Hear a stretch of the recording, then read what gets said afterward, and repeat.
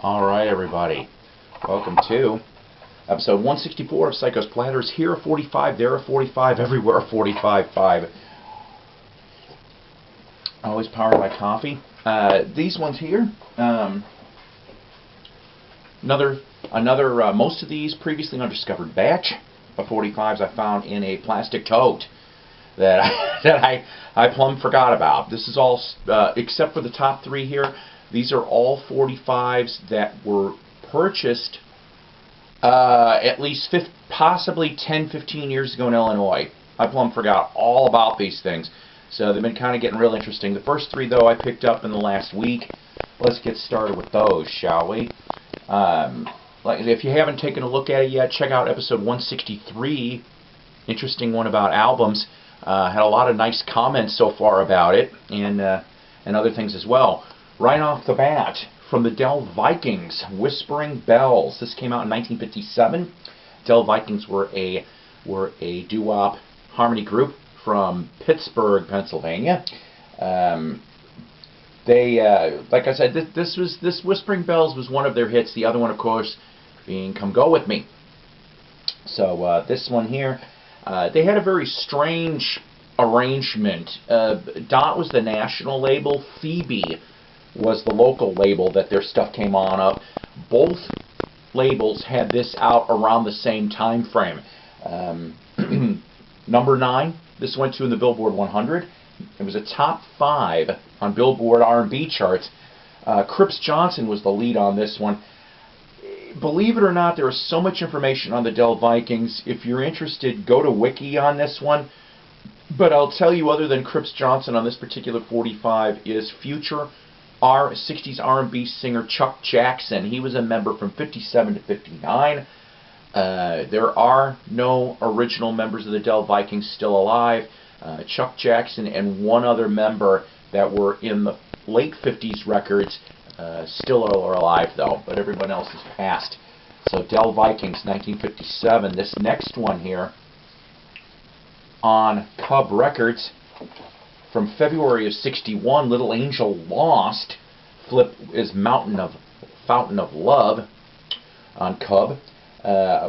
Born in Alexandria, Virginia, he was raised in Washington, D.C. He started out in late 59 for Colt 45 Records, where he ended up with the rockabilly hit Geronimo Stomp. Actually, I've heard both parts of that 45, really good stuff. Ends up at Cub here by 61 with Little Angel Lost.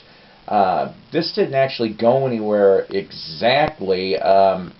Nationally wise, Fountain of Love ended up in April of 61 at 122 on Cashbox. But top 10 on the Baltimore market for Little Angel, and top 15 in select Virginia markets. So I thought that was kind of cool. I like teen stuff sometimes. Barry Darvell, pretty much the last thing he ends up doing in 67, he does a one-off single for Columbia, and then just goes poof, pretty much.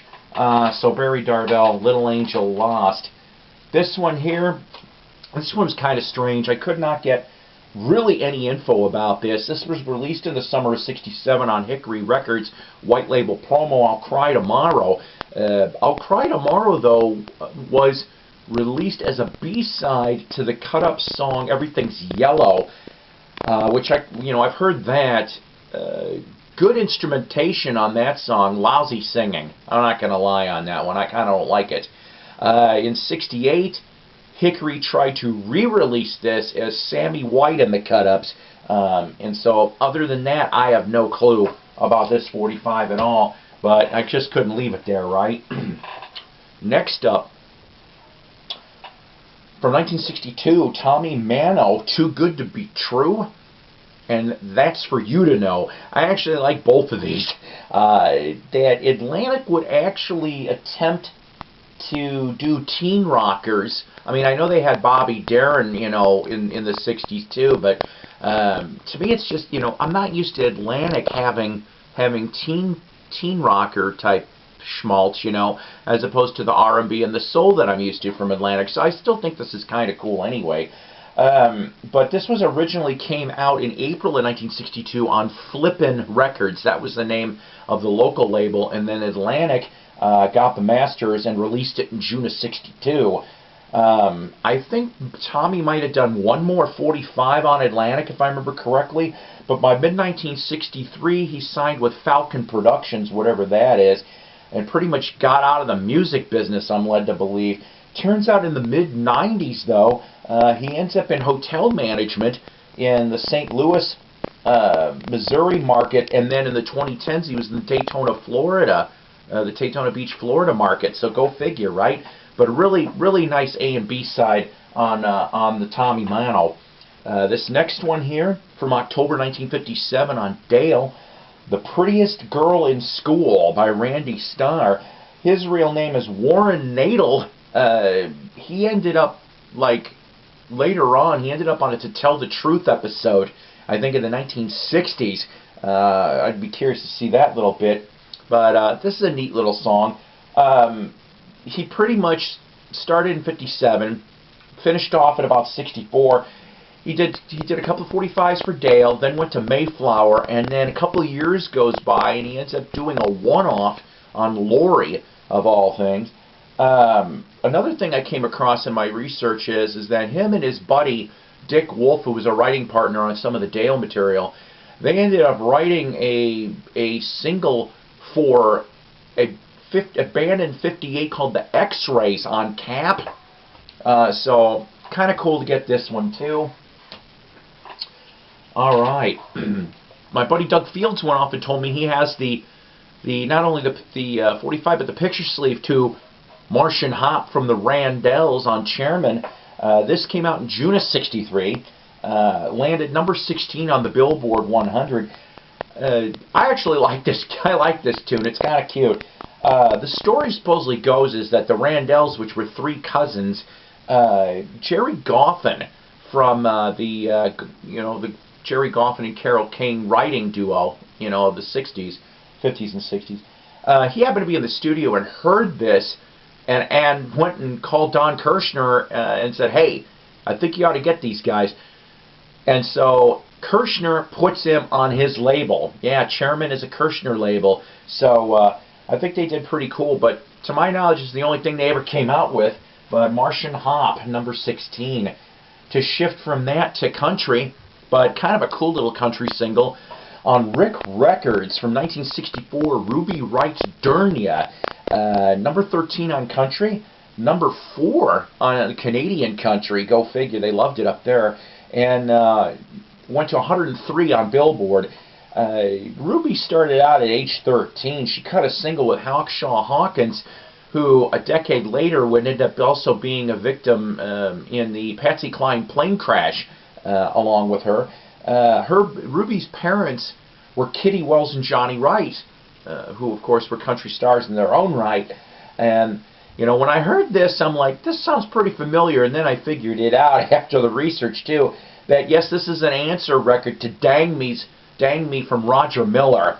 If you've never heard Durnia, go listen to it on YouTube. I think it's kind of amusing and cute at the same time. So most of you people know that Mighty Psycho here, Paul, is from the Chicagoland area, and I take great respect from trying to dig up the history of the Chicago groups, no matter what genre they are from the past. Something tells me that in the 80s, I think I met a member of this band that came through the record store that I used to frequent, T.S. Webb. I think he came through there once, and I just remember hearing some conversation between him and Skip, if I remember correctly.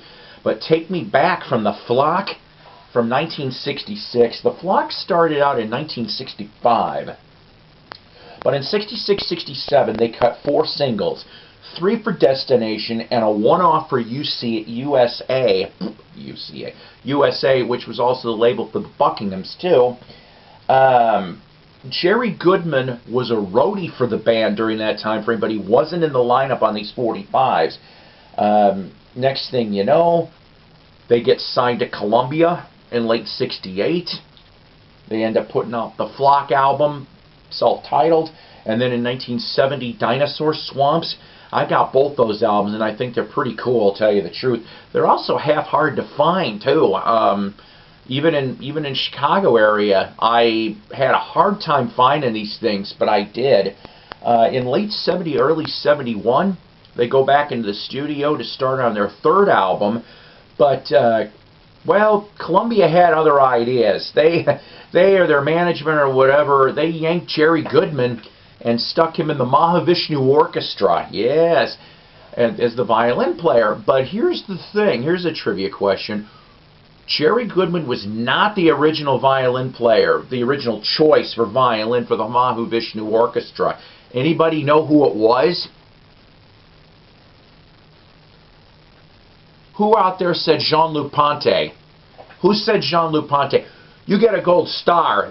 Jean-Luc Ponty was supposed to be the violin player in Mahavishnu Orchestra. What kept him from being in it was visa problems. That's right. He couldn't get into the country at the time for some reason. Jerry Goodman gets taken out of the flock, goes to Mahavishnu, and ends up going into better musical territories.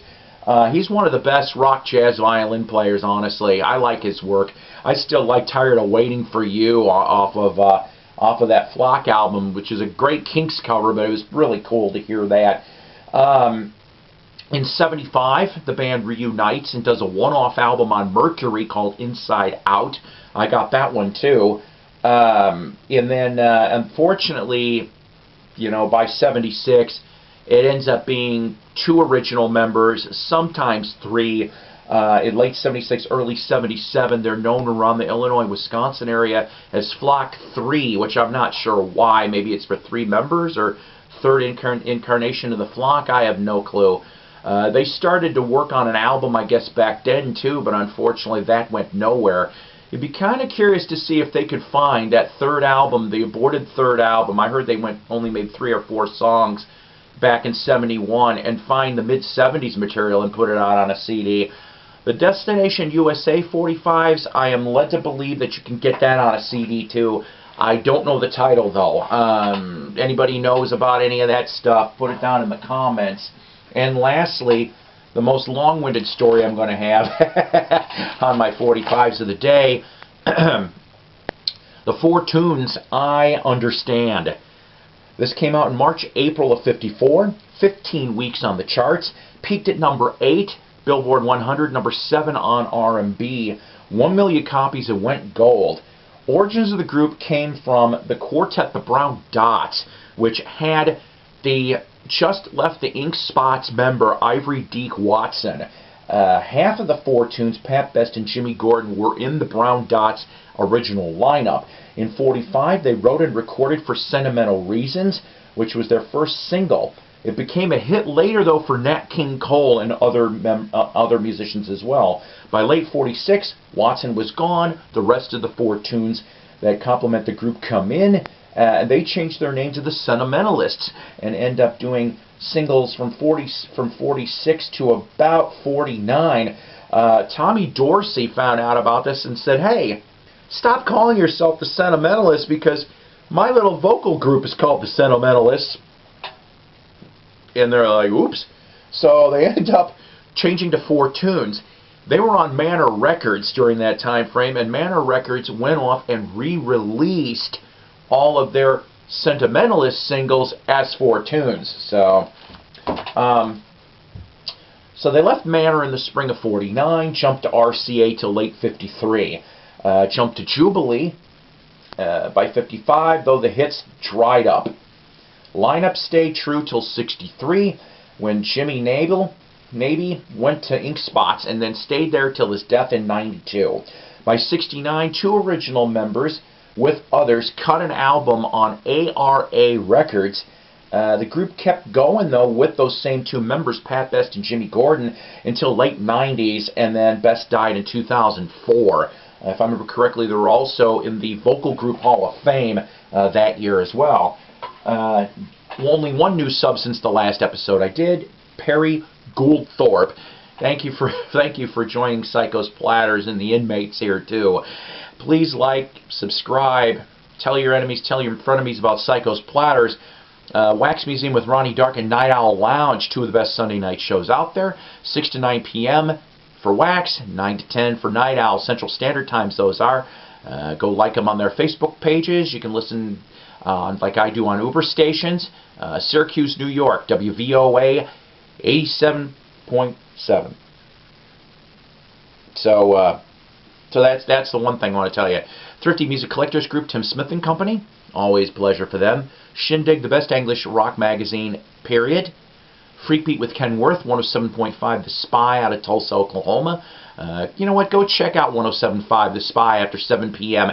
any night of the week. You're going to find a whole bunch of different varieties. You can listen to them online through the website, or if you happen to live in the Arkansas, Oklahoma area, you can tune in on that too. So at 107.5. Also the YouTube vinyl community. Without the YouTube vinyl community, we wouldn't be here. And also don't forget to check out my buddy Doug Field's show, The Vinyl Grotto. They are interesting shows, I got to tell you that. So listen, everybody, take care. God bless. Rock on. And I'll see you next time.